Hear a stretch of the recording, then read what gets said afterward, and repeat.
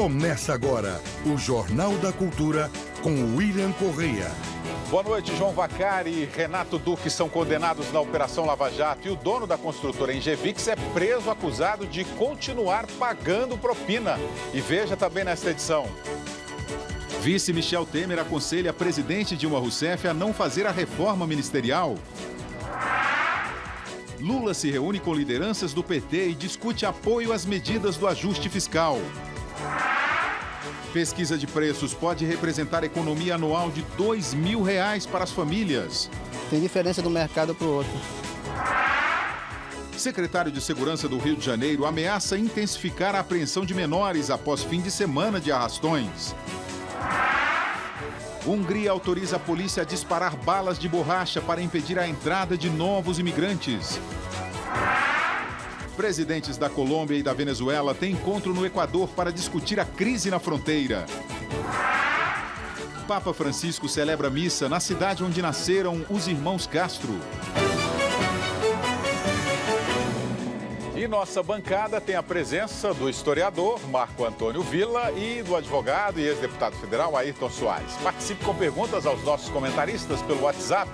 Anote aí o número está na sua tela, não se esqueça de se identificar e também pelo Twitter e Facebook do Jornal da Cultura.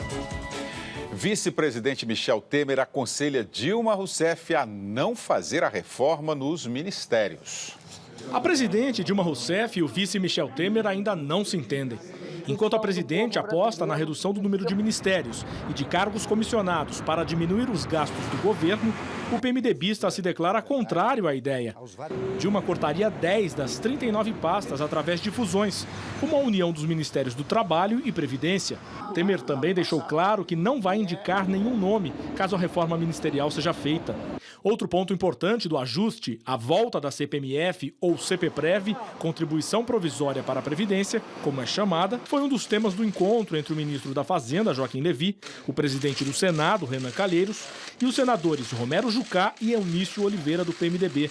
Discussão sobre a Agenda Brasil, sobre o que a gente quer além do ajuste, quais as mudanças estruturais que vão facilitar o investimento. E o presidente da Câmara dos Deputados, Eduardo Cunha, defendeu o veto da presidente ao reajuste dos salários dos servidores do Poder Judiciário, que custaria, até 2018, quase 26 bilhões de reais aos cofres públicos.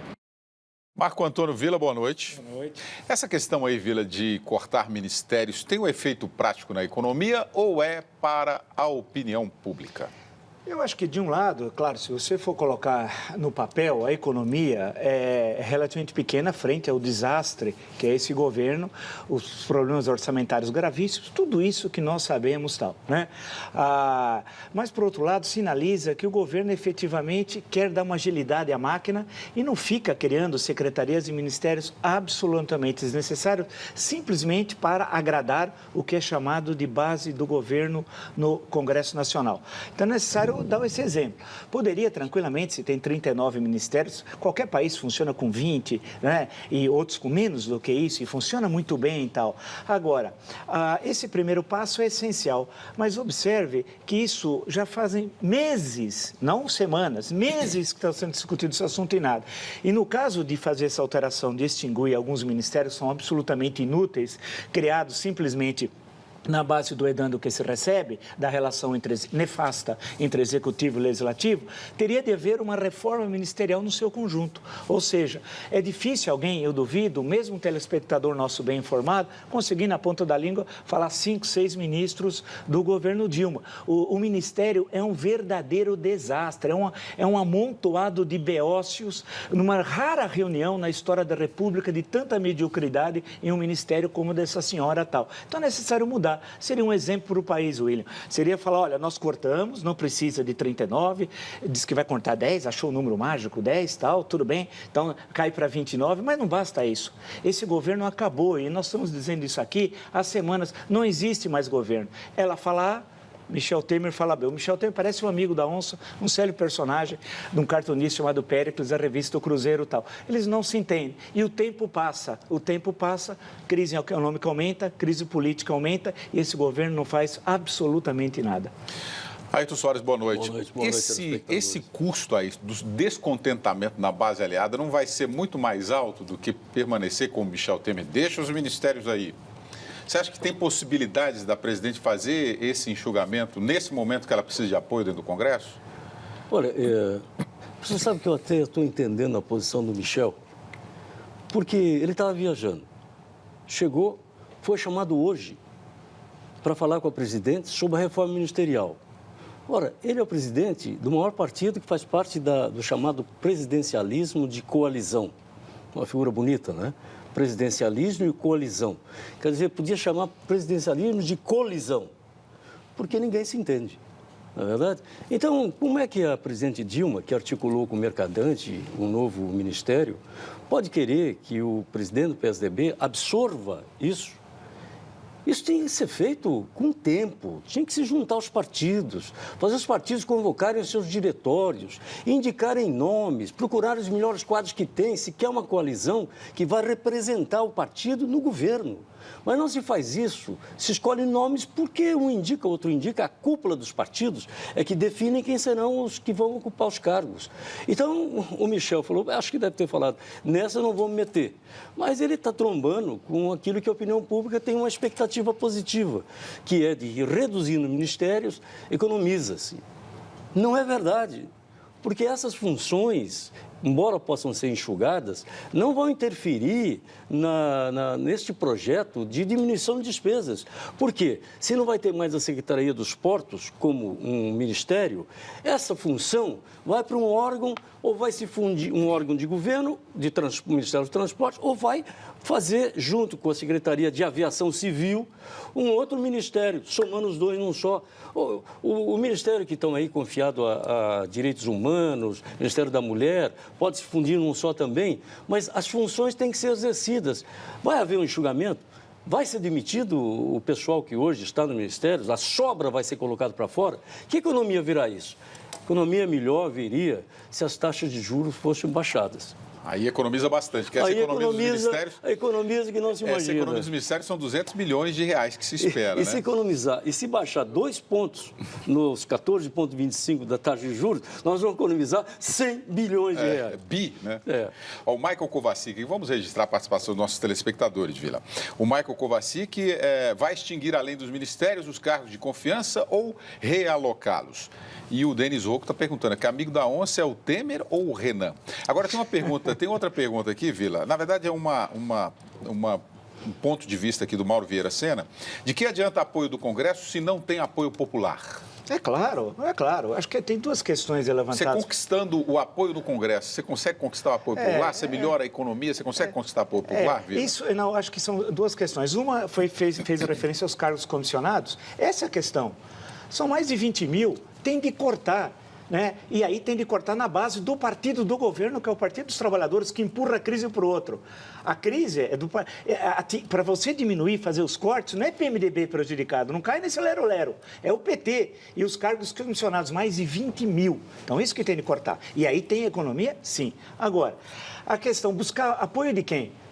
Popular do Congresso, aí vai dizer a Poliana, dos dois, né? Do povo e do Congresso e tal. A grande questão é que esse governo não tem mais apoio no Congresso, esse governo acabou.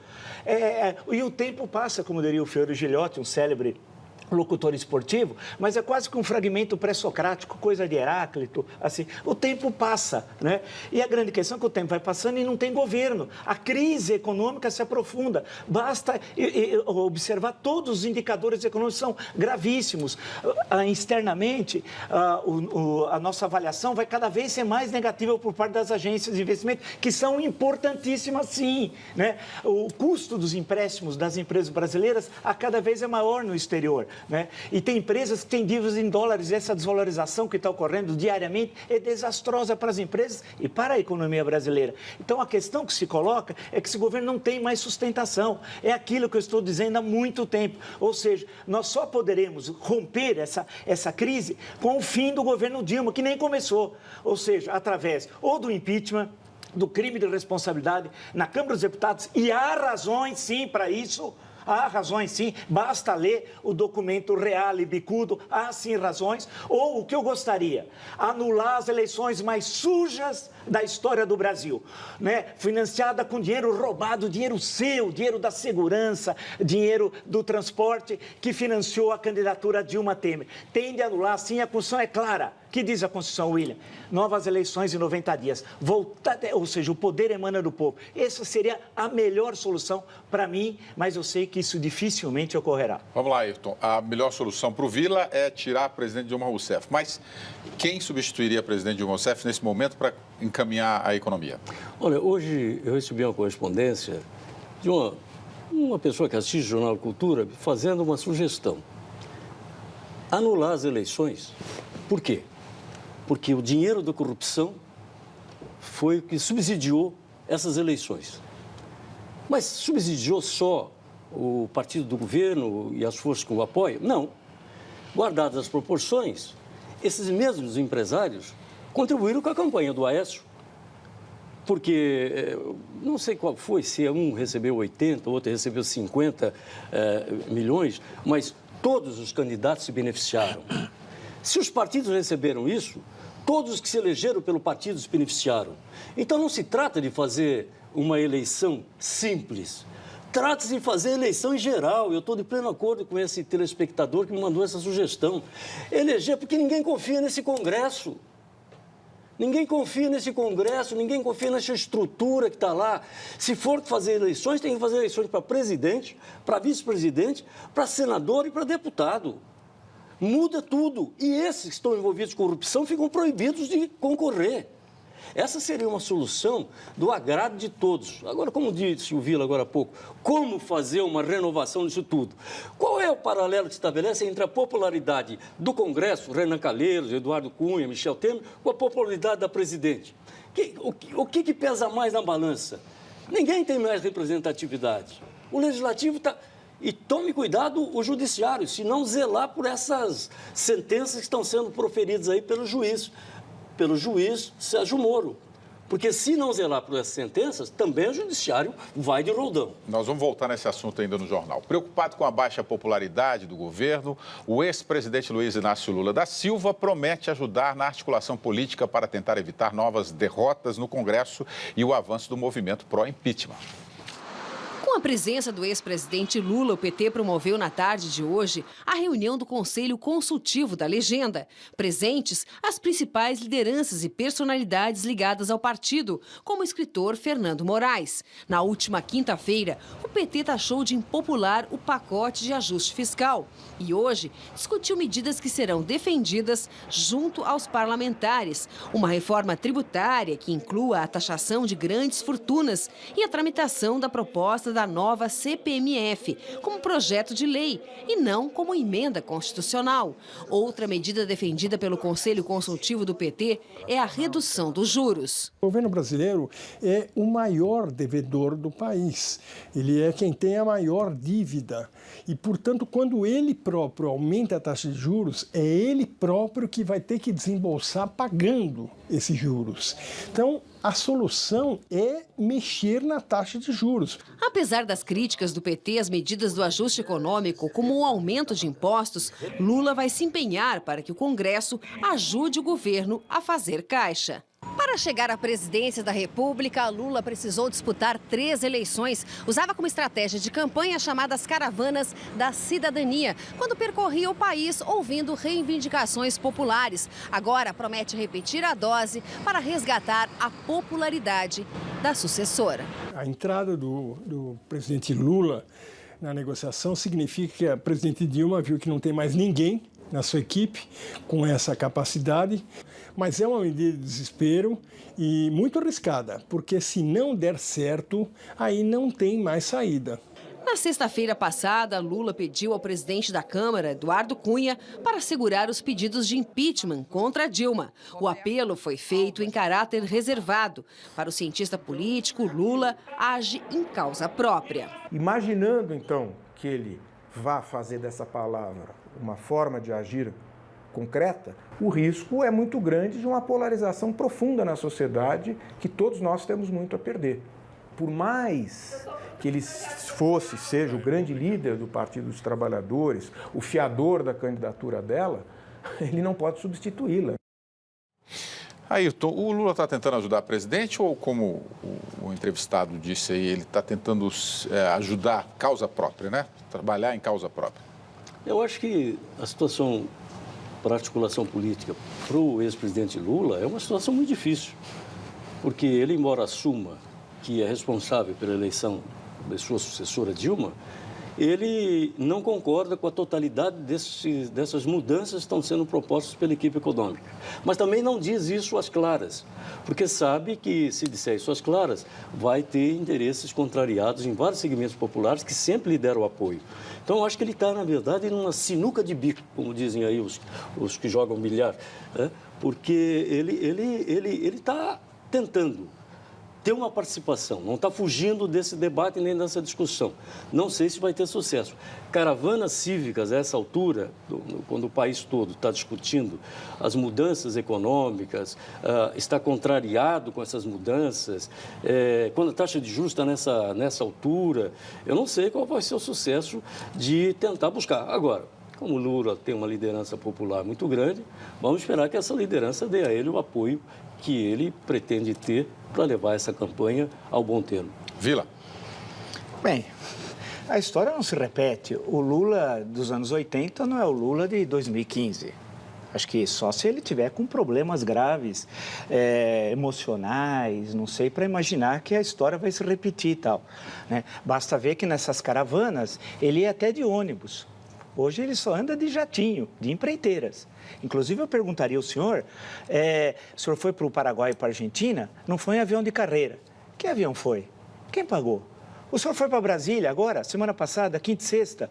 O senhor foi para Brasília, não foi em avião de carreira. O senhor não gosta de avião de carreira. O senhor não gosta de povo. Quem pagou a viagem do senhor? O senhor é vereador? Deputado estadual, deputado federal, senador, prefeito, governador, presidente da República. O senhor tem algum cargo no partido? Nada disso. Como é que o senhor se julga no direito de dizer o que nós, brasileiros de bem, devemos fazer? Com que direito? Não há na história do Brasil republicano, quando o Brasil tinha vergonha na cara, alguém que pudesse interferir no mandato do seu sucessor, como ele faz. Ele humilha a presidente todo santo dia e ela aceita ser humilhada, o que é pior. Então, eu fico imaginando que ele disse que vai percorrer o Brasil. Mentira, mentira, falácia. Eu duvido. Eu falo, por exemplo, eu convidaria o senhor a caminhar na Avenida Paulista. Vamos começar a caravana pela Avenida Paulista? Eu, o senhor? Eu ao lado do senhor. Nós vamos sair da Praça Oswaldo Cruz, vamos até a Brigadeiro Luiz Antônio. Se é que o senhor chega lá. Vamos ver se o senhor tem popularidade. É farsante, falastrão. Vamos seguir. A seguir, saem as primeiras condenações de João Vacari Neto e Renato Duque na Operação Lava Jato e ainda as imagens dos arrastões que assustaram turistas e moradores do Rio de Janeiro.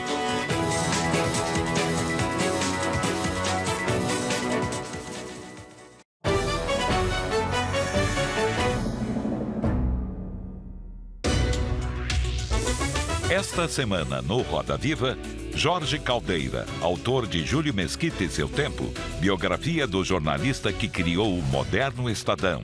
Em 2002, eu escrevi em 20 páginas um texto que a ideia do livro estava lá. Eu tinha todas as ideias, eu tinha todo o material, eu tinha uma pesquisa boa feita. A grande coisa desse livro é que tem os acertos e os erros. Segunda, 10 da noite. Você quer saber, foi um grande prazer fazer isso. Roda Viva, apoio, Bradesco Prime. Viver é Prime. O que é isso? Roteiro? Não precisa de roteiro, não. Eu sei tudo desse banco, tudo.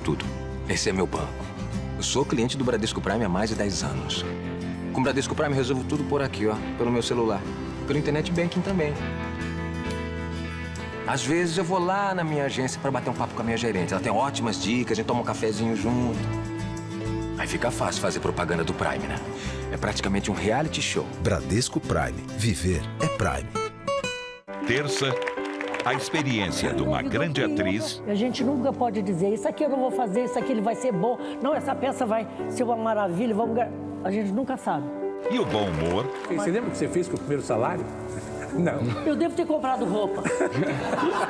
De uma grande mulher. O primeiro filme que eu fiz, eu ganhei o Kikito em Gramado, melhor atriz. Nunca mais fui convidada.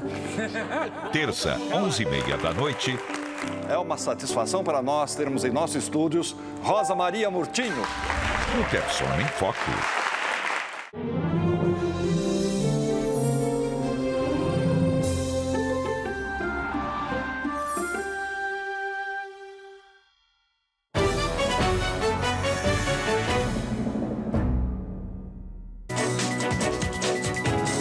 Manifestantes queimaram 7 ônibus e depredaram outros 12 em protesto contra a mudança de trajeto de algumas linhas da região metropolitana de Goiânia.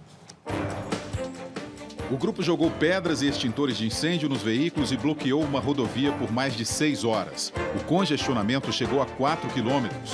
Eles dizem que a nova rota exclui vários bairros e aumentou o tempo de viagem. Também reclamam da má condição dos ônibus. A Companhia Metropolitana de Transporte vai se reunir com moradores para tentar um acordo. A Secretaria de Segurança Pública de São Paulo negou que a troca no comando da rota, o grupo de elite da Polícia Militar, tenha sido motivada pelo envolvimento de PMs em assassinatos. Um balanço da ouvidoria das polícias aponta quase 600 homicídios em operações entre janeiro e agosto. Em todo o ano passado, foram 838. O governador disse que a mudança no comando foi por uma questão estratégica. O secretário de Segurança Pública do Rio de Janeiro, José Mariano Beltrame, cobrou a ação de órgãos municipais no combate aos arrastões na praia e prometeu recolher menores em atitudes suspeitas caso não tenha esse apoio. Moradores da orla e banhistas registraram arrastões em pelo menos 5 pontos da orla e dentro de ônibus. O filho do piloto Nelson Piquet, Pedro Piquet, teve alta do hospital um dia depois de capotar o carro 9 vezes numa prova de automobilismo em Goiânia. O piloto se chocou com um carro numa curva e perdeu o controle da direção. Pedro machucou o rosto, mas não teve fraturas. Ele vai ficar de repouso pelos próximos dias. Ô Vila, essa questão do Rio de Janeiro, a vulnerabilidade dos jovens não é uma questão de polícia. Como é que o secretário vai fazer? Eu não queria ser que a população fica desassistida, claro, né? Certamente a função mais difícil no Brasil é secretário, nos governos estaduais, ser secretário de segurança. Não é fácil, não. E no Rio, né? E vai ter Olimpíadas ano que vem, tá tudo tranquilo lá. Agora, as cenas que nós assistimos, eu li, acompanhei também pelo Jornal Globo, são estarrecedoras, né? Em várias praias, tudo que ocorreu. Agora, tem de ter, no caso, primeiro, em termos de segurança pública, tem um esquema para essas situações, ou seja, especialmente nos finais de semana, tal, tem de se construir. Agora, tem de buscar as raízes do problema, a velha questão brasileira. Só que as raízes não se modificam em uma semana, um mês, um ano, né? Então, você tem de combinar as duas coisas. Uma, ter um policiamento adequado, severo, para que não se repita essas tragédias que nós estamos assistindo. E outro, ver a raiz disso tudo e enfrentá-las. Que as UPPs, grande parte delas, são um fracasso. E lembre-se que na campanha eleitoral foi dito, lá em 2010 ainda, presidencial, que o Rio era exemplo para todo o Brasil. Não é verdade, você tem territórios liberados até hoje, né, sob o controle de facções criminosas e tal. Então, o problema é garantir a segurança nas praias, é evidente, e ao mesmo tempo atingir a raiz dos problemas, ou seja, ter a presença do Estado em qualquer lugar da cidade do Rio de Janeiro. Não é possível ter áreas liberadas. Ayrton. Olha, a situação no Rio é curiosa, porque lá são jovens adolescentes que estão trazendo essa insegurança geral do Estado. O secretário é competente, mas não encontra meios. Como é que vai conter isso? O problema é mais embaixo. Mas, vindo para São Paulo, nós vemos um outro fenômeno. Aqui nós temos grupos de extermínio. Cadê os responsáveis pelo extermínio de 18 pessoas que estavam lá em Osasco, Carapicuíba, e até agora não se tem uma notícia. Agora se afasta o comandante da rota. Esse foi um afastamento estratégico, governador. Governador, não está ligado isso a uma ação sua para chegar aos responsáveis pelas chacinas? O senhor não está limpando a área para poder fazer com que a polícia, ela mesma, deixe de acobertar aqueles que praticaram esses crimes todos? Então, se no Rio nós temos, por um lado, isso, e em São Paulo nós temos, do outro lado, isso. E a população fica cada vez mais estranhando muito esse quadro. Eu fiz uma comparação entre os familiares que estavam ali no vão do MASP, com as 19 pessoas lá vestidas como se fossem as vítimas, etc., etc., e vi lá muitos familiares. A agonia dos familiares que pedem o quê? Justiça. O que pedem no Rio de Janeiro? Pedem que se imponha a lei, que se respeite a lei, se pede justiça. Enfim, Nós temos situações muito difíceis, paralelas, e que talvez seja muito mais difícil que a gente possa imaginar arrumar solução a curto prazo. O Oswaldo Santos aqui pelo Twitter, os arrastões são frutos de décadas de retrocesso na educação. E a Vânia Vanvan pelo Facebook, se tem grupo de extermínio é porque não tem justiça. Pesquisar preços não é tarefa simples, gasta-se tempo nessas comparações. Mas uma pesquisa mostra o quanto uma família pode economizar se fizer bem essa tarefa. Oferta até tem. O que está faltando é dinheiro. As promoções dos supermercados não são suficientes para encher o carrinho do consumidor. Não dá para fazer uma compra igual fazia 3, 4 meses atrás. Para complicar ainda mais, o dólar bateu R$ 4,00 no meio da tarde, antes de fechar cotado a R$ 3,98. É o segundo maior valor desde que o real foi implantado. E isso afeta as compras no supermercado. O preço de itens básicos, como o pão e a carne, por exemplo, sobem porque seguem o mercado internacional. Diante da crise, o consumidor mudou o jeito de fazer compras. E eu pesquiso muito, eu vou muito em mercado. Aqui está mais em conta isso, eu levo esse, eu deixo outro para pegar no outro lugar porque está mais em conta. Eu pego um pouco aqui, um pouco ali e vai juntando até completar. Nenhuma dessas estratégias chega a ser uma surpresa para o consumidor brasileiro que já atravessou outros momentos de crise. A surpresa é que recuperar velhos hábitos pode significar uma economia de mais de R$ 2.000 ao final de um ano. É o que mostra uma pesquisa da Associação Proteste, que mediu o preço de uma cesta de 104 produtos em 20 cidades de 3 estados brasileiros e no Distrito Federal.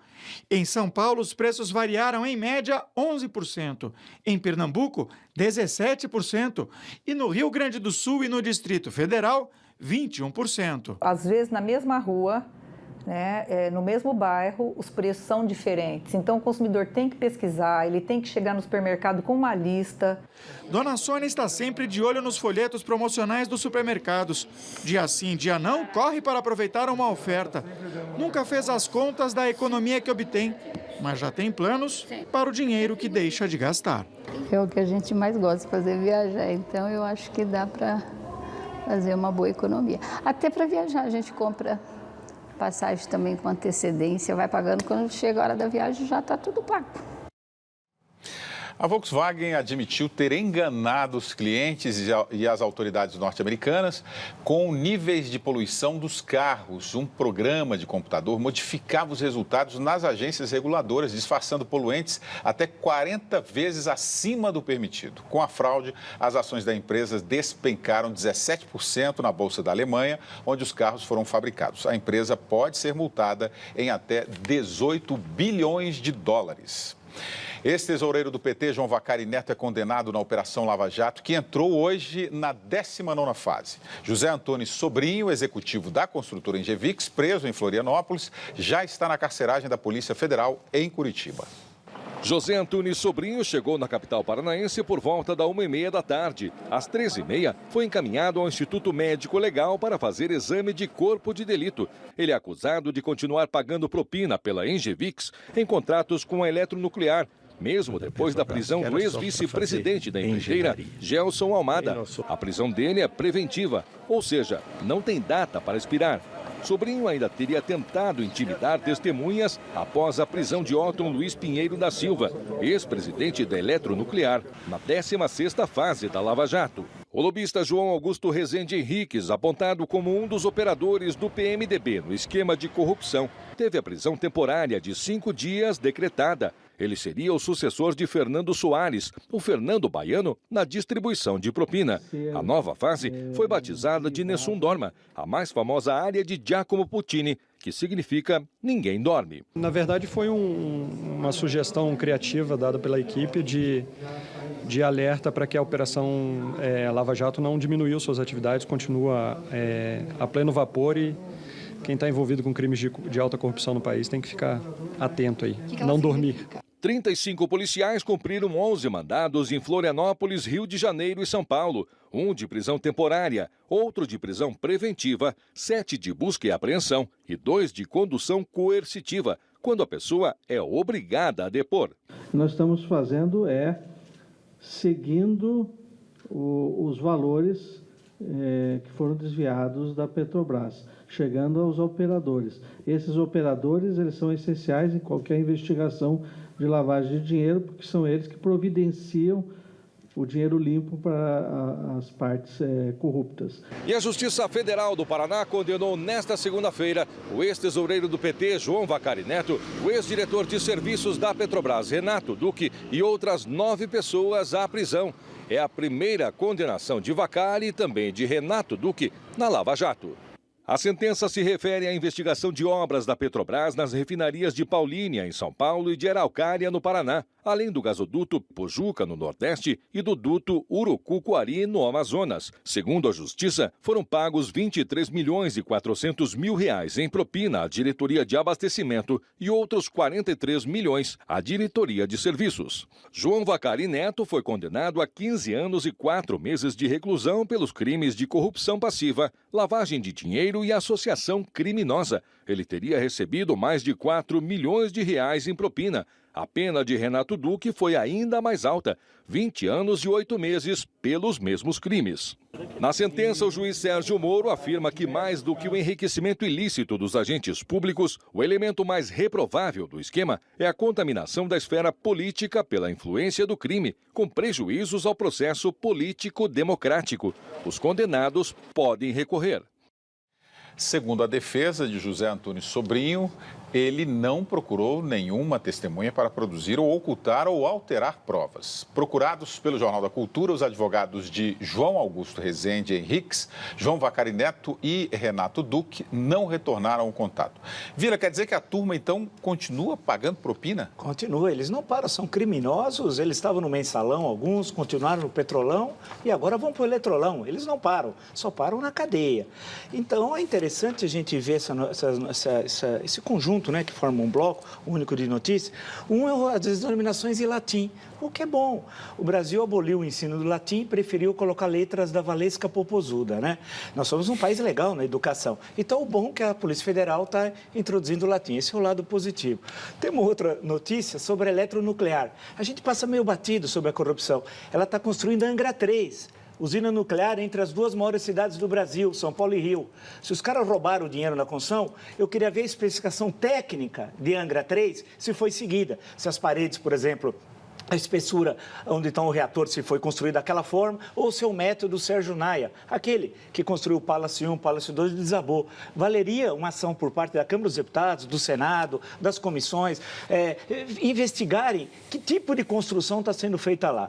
Com relação ao senhor Vacari, nada como um dia após o outro. No dia 26 de outubro, nesse estúdio, nessa mesa, na minha presença, que eu apontava isso para você, telespectador, da relação entre Vacari, PT, Petrolão e corrupção, um representante do PT aqui no debate eleitoral, no dia 26 de outubro, no dia da apuração do segundo turno, à noite, às 20h30, vocês podem pegar o vídeo, ele dizia que eu estava dizendo um absurdo e que Vacari é um homem de bem.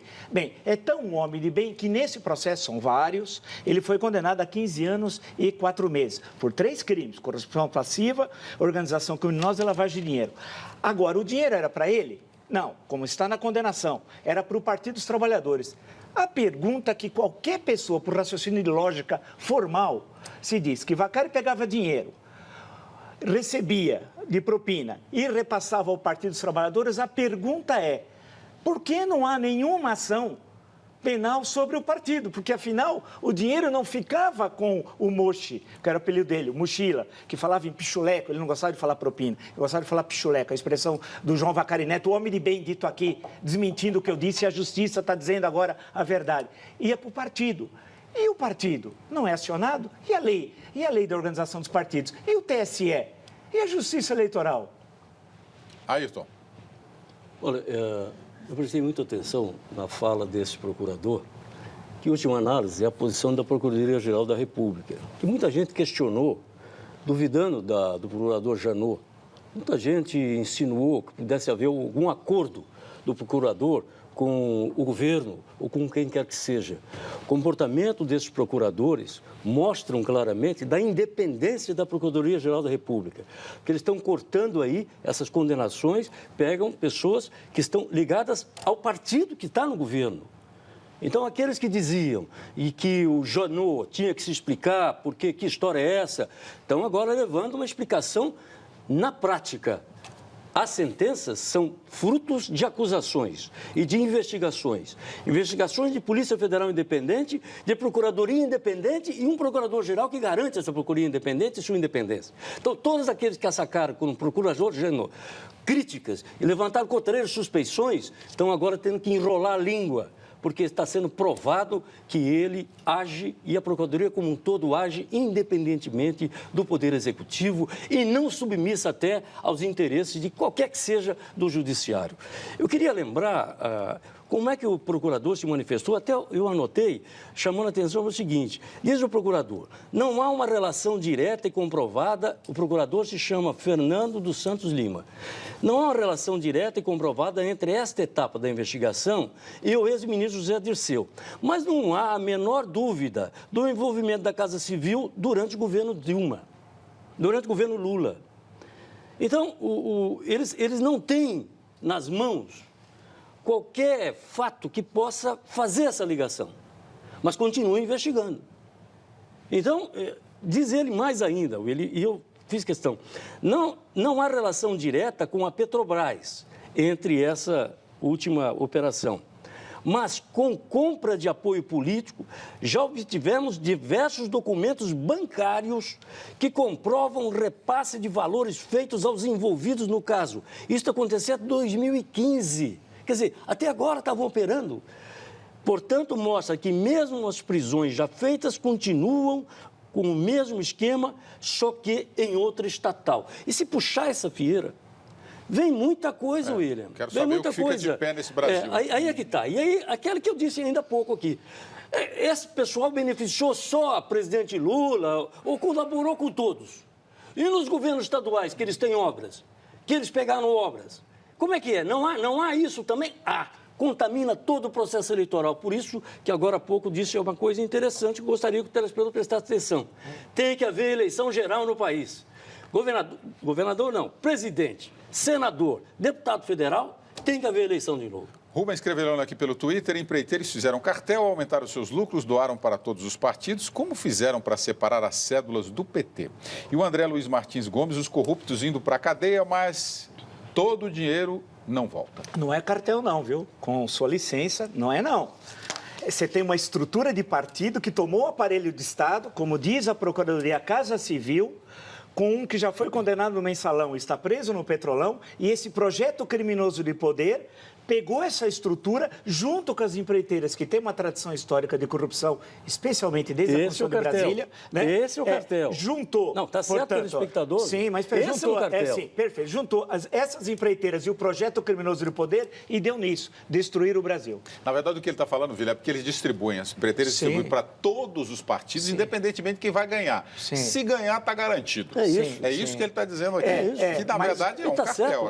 Mas o projeto nessa escala nunca existiu na história. Isso deve-se ao chefe da quadrilha e a justiça vai chegar em você, viu, chefe da quadrilha. O que não pode, chegando em você. O que não pode ficar dúvida é que esses corruptos, empreiteiros de obras públicas corruptos, contaminaram todos os partidos. Influíram em todas as eleições, dando mais ou menos para esse ou aquele candidato segundo suas chances. Isso pega desde a campanha do pernambucano lá que morreu, do Eduardo, que também já tinha subsídios para a sua campanha, como pega a campanha da presidente Dilma, como pega a campanha do Aécio. Por quê? Porque o mapa que está lá no Tribunal de Contas, Tribunal Eleitoral, mostra quem deu dinheiro para quem. E só ir lá e ver que todos receberam dinheiro. Contribuição legal é uma coisa. Contribuição legal é que todos dizem que fizeram. Outra coisa é o Petrolão. São duas coisas distintas. Não. Vai me dizer que aqui em São Paulo não tem obra em São Paulo dessas empreiteiras? Claro que e não tem nenhuma corrupção? Não precisa mostrar. Não tem nenhuma corrupção. Então você eles mostra. Deram dinheiro porque são bonzinhos. Agora a Operação Lava Jato pegou. Eles deram dinheiro em São Paulo porque são bonzinhos. Deram dinheiro no Rio de São Paulo. Deram dinheiro na campanha do Pezão porque são bonzinhos. Então precisam só com relação à campanha da Dilma é que há por trás a Operação Lava Jato. Quem pegou a Petrobras e governa a Petrobras desde 1º de janeiro de 2003 é o projeto criminoso de poder. Mas quem recebeu dinheiro desses corruptores... São casos totalmente diferentes. Eles não corromperam só esses, corromperam aqueles que tinham perspectiva de poder. e deram dinheiro para a campanha. Dar dinheiro e viciaram essas corrupção campanhas. é outra. São fatos diferentes. Se o dinheiro vem da corrupção para uns, vem para outros também. Quer dizer que se você tirou dinheiro da obra do metrô de São Paulo, ou tirou dinheiro da Petrobras, não é a mesma coisa? Do não metrô, é a mesma coisa? Você tem de pegar a denúncia do metrô? Sim. Não, então você pega a denúncia do tá metrô aí, e prova. Tá apurado. Não, você prova. Mas, então você espera provar. Eu posso falar do Petrolão, porque a Operação Lava Jato está mostrando. Agora, eu espero que apure o metrô. Eu espero que apure tudo. Agora, uma coisa é a doação, o registro. Outra coisa é a Operação Lava Jato. Eu não vou entrar nessa história desse sujeito que diz eu só dei o dinheiro porque eu fui chantageado, porque senão não tinha verba pública para participar da obra, porque senão não me pagava. Você acredita nesse cara? Em parte, eu acredito, porque eu sei quem são os criminosos que foi o coordenador de todo esse cartel, dizer, eu sou uma vítima, eu não fiz nada errado, eu só fui coagido a fazer isso. É mais criminoso. Tem muito criminoso ministro, inclusive. É mais corrompido. Tem muito corrompe é mais criminoso do que quem é corrompido. Não, todos são corruptos, nem para cadeia. Os ministros da União Europeia vão se reunir amanhã para discutir a crise migratória. Em 2 dias, 21 mil pessoas chegaram à Áustria. O sorriso das meninas significa o fim da longa jornada. Os refugiados chegaram à Áustria. Eles saíram da Hungria, que no final de semana abriu a passagem para milhares de pessoas, a maioria sírios que fogem da guerra civil. Em compensação, do outro lado do país, a Hungria construiu novas cercas para barrar a entrada de imigrantes vindos da Croácia. O exército foi autorizado a proteger as fronteiras com armas de borracha, bombas de gás e pimenta. A Hungria alegou que recebeu 220 mil pedidos de asilo desde o início do ano. A Croácia condenou a medida. Em uma semana, 27 mil pessoas entraram no país. Eles recebem comida, água, roupas e seguem viagem para a Europa Ocidental. O país colocou trens, ônibus e permitiu a caminhada dos imigrantes. Diariamente, cerca de 2 mil pessoas atravessam diversas fronteiras, como Grécia, Macedônia, Sérvia, Croácia e Eslovênia. Os refugiados tentam chegar a países ricos, como Áustria e Alemanha.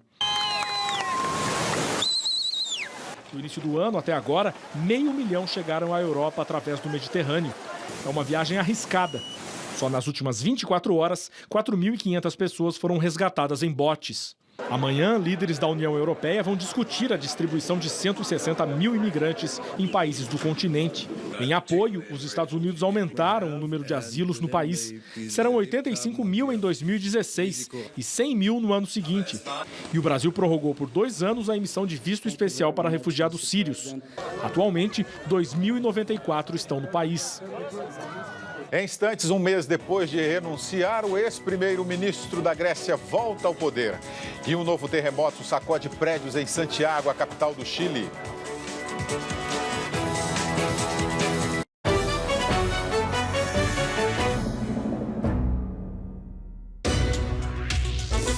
Esta semana, no Roda Viva, Jorge Caldeira, autor de Júlio Mesquita e Seu Tempo, biografia do jornalista que criou o moderno Estadão.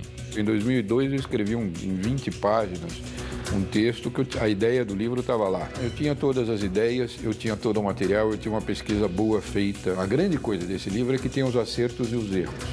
Segunda, 10 da noite. Você quer saber, foi um grande prazer fazer isso. Roda Viva, apoio Bradesco Prime. Viver é Prime.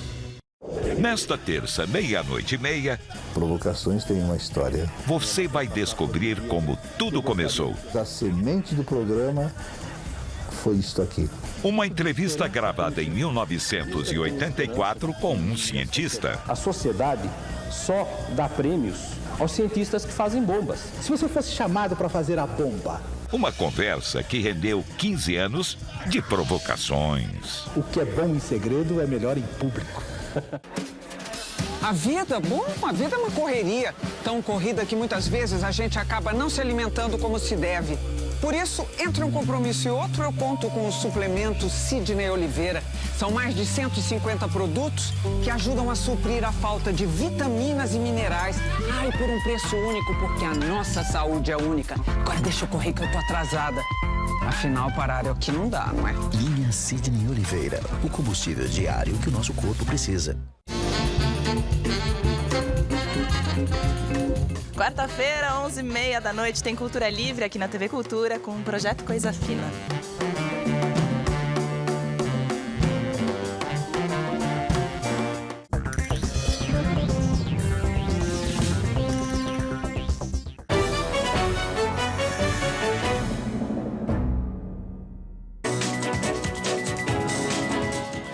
Mais de 200 mil professores do ensino médio devem se aposentar nos próximos anos. E vai ser difícil substituí-los, porque diminuiu o interesse pela carreira do magistério no país.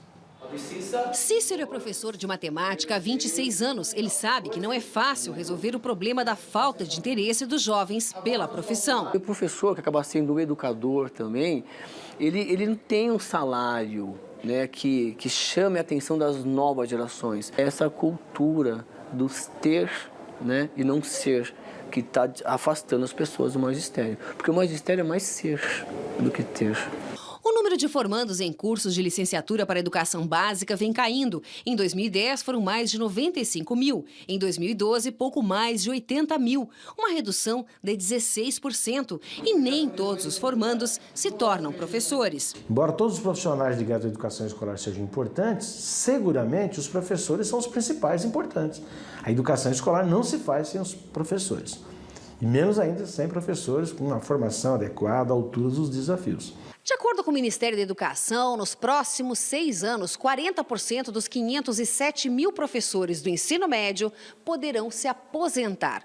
Para evitar um apagão no sistema educacional brasileiro, o próprio Ministério reconhece: é preciso investir na formação e qualificação dos docentes. Hoje já faltam professores de matemática, geografia, física e química. Todas as outras profissões vão correr um risco no futuro, se não tiver um professor para que se possa trabalhar na sala de aula, ensinando tanto a educação básica como também o ensino superior.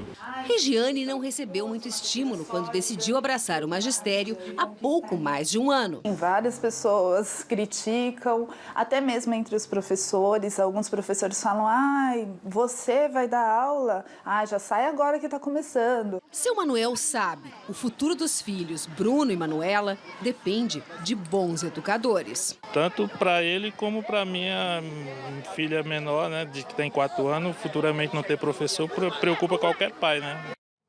E aí, tu quem quer ser professor com salário baixo e desrespeito? Ter que trabalhar em 3 escolas no mesmo dia, andando no trânsito de São Paulo e sem conseguir, às vezes, chegar ou atingir os seus objetivos e não conseguir ter uma relação de identidade com as escolas e com os alunos para quem dá aula. Não dá tempo. Não dá tempo. O professor tinha que ter integrado a uma escola, aquela realidade daquela escola. Estava ali, deveria estar envolvido com aquelas crianças para quem dá aula, aqueles alunos que tem. Não é possível, porque o salário não permite que ele se dedique a uma única atividade. Não é o caso de um professor universitário, que tem salários muito maiores e que pode se dedicar a uma universidade só. E aí o talento fica preservado naquela área. Né? Não é? Agora, o que eu vejo dos professores que eu conheço é um sofrimento permanente em ver como é que sobrevivem. Essa é a base para mim de como o ensino no Brasil está desprezado pelo poder público. Ouvi-lo, o Lismar Pimentel aqui pelo Facebook. Quem quer ser professor não é só o respeito nem o salário, é o risco de morte que é muito grande, segundo ele aqui. Não, tem tudo. Realmente, tem escolas que você vê que parecem fortalezas, né? Não parece escola, né? Tem o problema da violência no interior das escolas, o problema do tráfico de drogas. É uma situação muito... O professor precisa ser tudo. Além de ele ministrar sua disciplina, ele precisa tentar resolver problemas de todas as esferas, problemas extremamente complexos que ele não consegue resolver, que são problemas da ordem social. Mas para ficar estritamente no ambiente da escola, veja, no caso do MEC, tem o slogan do governo, o slogan principal: Pátria Educadora. Cadê? 9 meses, cadê a Pátria Educadora? Não existe. Mas não é só um problema do MEC, então são das Secretarias Estaduais da Educação, né, em todos os estados. A maior parte delas, o imenso paquiderme pesado, geralmente são as secretarias que mais empregam, são da educação, não funciona aquela estrutura extremamente pesada. Agora, há um problema grave em relação à formação de docentes. Aí são as licenciaturas, porque o bacharelado você sai com o diploma na sua área específica, mas a licenciatura é condição sine qua non para você ser professor e tal. Aí é que mora também o problema. Os cursos de licenciatura são muito ruins.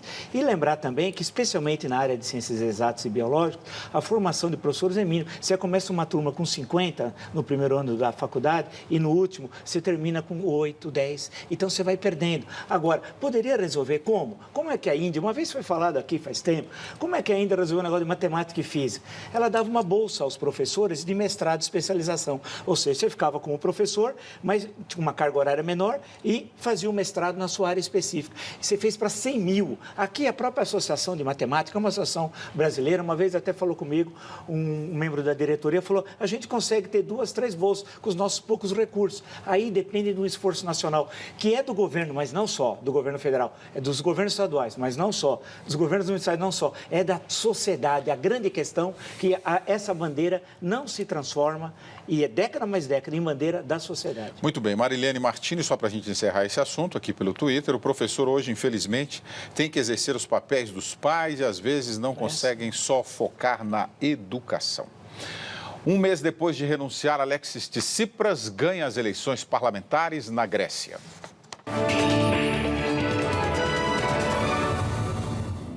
O partido de esquerda venceu com 36,5% dos votos contra 28,3% da oposição. No discurso de vitória, Tsipras prometeu restaurar a estabilidade do país e o sistema bancário, afetados pela crise econômica que dura mais de 5 anos. No mês passado, ele foi obrigado a renunciar depois de cortes de gastos exigidos pela União Europeia. As medidas dividiram o partido e enfraqueceram Tsipras.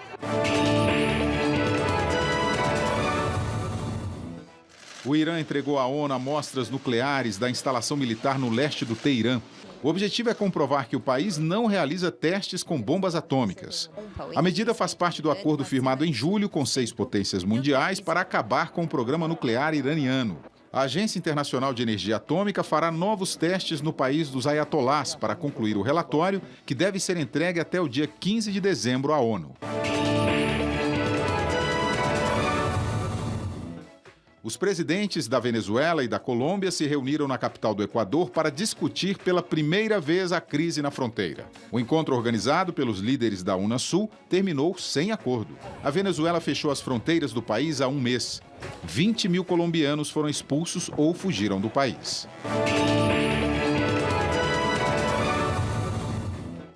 Um novo tremor com 6,5 graus de magnitude atingiu o norte do Chile nesta segunda-feira. O epicentro foi no mar, próximo a Los Vilos.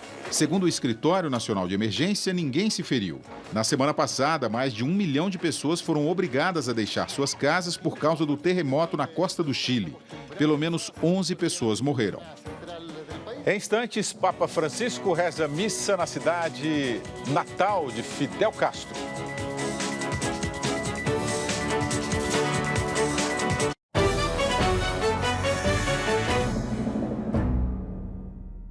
Se você perdeu o Metrópolis de ontem, logo mais tem mais uma chance de conferir o programa. Rivalidade Brasil e Argentina? Nem pensar. Fito Paz e Mosca apresentam uma dupla musical. Sementes de amor. Vamos passear pela belíssima exposição da japonesa Shiharu Shiota, que acaba de estrear em São Paulo, e mostrar o primeiro álbum solo do violoncelista Jacques Morelenbaum, depois de 40 anos de carreira. Metrópolis, logo depois do Roda Viva.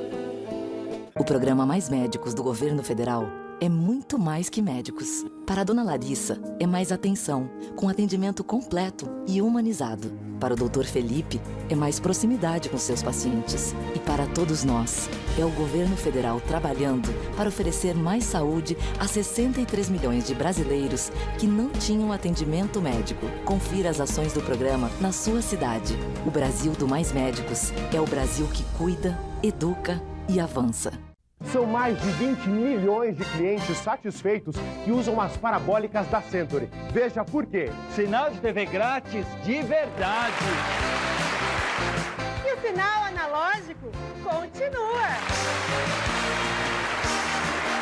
Mais de 30 canais analógicos ou mais de 50 canais digitais. E você está esperando o quê para ter a qualidade do melhor sinal de TV aberta para a sua casa? Century, o Brasil se liga aqui.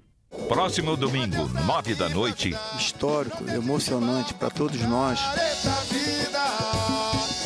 vida de cão, a gente ri, a gente chora, a gente abre o coração. Fundo de Quintal, no Ensaio. Esse nome, esse título não vai sair nunca do nosso coração. Fazendo a nossa alegria, seu habitat natural. O samba floresce no fundo do nosso quintal. Esse é o nosso Fundo de Quintal.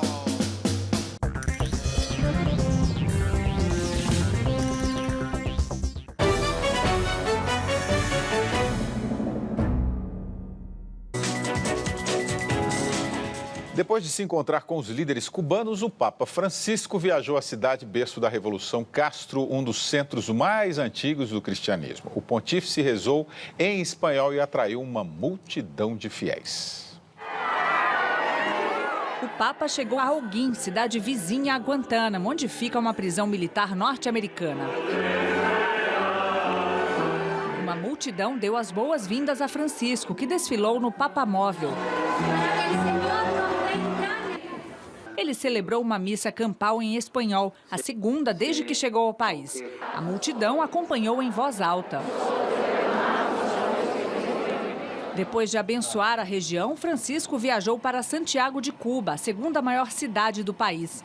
Foi lá que Fidel Castro anunciou publicamente, em 1º de janeiro de 1959, a vitória da Revolução Cubana. 2 dias antes, o pontífice se encontrou com Fidel em Havana. A visita foi a portas fechadas, durou 40 minutos e teve troca de presentes. Amanhã, Francisco celebra a última missa em Cuba e viaja para os Estados Unidos, onde vai pressionar pelo fim do embargo à ilha. Foi o Papa quem mediou a aproximação dos dois países depois de 50 anos de relações rompidas. Na agenda, Francisco ainda tem compromissos no Congresso, na Casa Branca e na sede da ONU, que pela primeira vez vai hastear a bandeira do Vaticano no prédio. Ayrton Soares. Esse Papa faz com que o Vaticano tenha uma política externa fantástica. Ele reconheceu o Estado palestino, ele fez intervenção nos países africanos onde precisava fazer, ele está dentro da igreja promovendo um processo de recuperação diante daquela imagem de padres envolvidos com pedofilia. Ele está decisivamente, teve um papel importante nesta relação Estados Unidos-Cuba, que se restabelece agora. Ele está intervindo aí nesse diálogo que está havendo agora entre o presidente da Venezuela e o presidente da Colômbia. Eu acho que essa ação do Papa é uma ação muito consequente, que espero que ele possa se manter no Vaticano por muito tempo e que a saúde o ajude a completar a sua obra. Vila.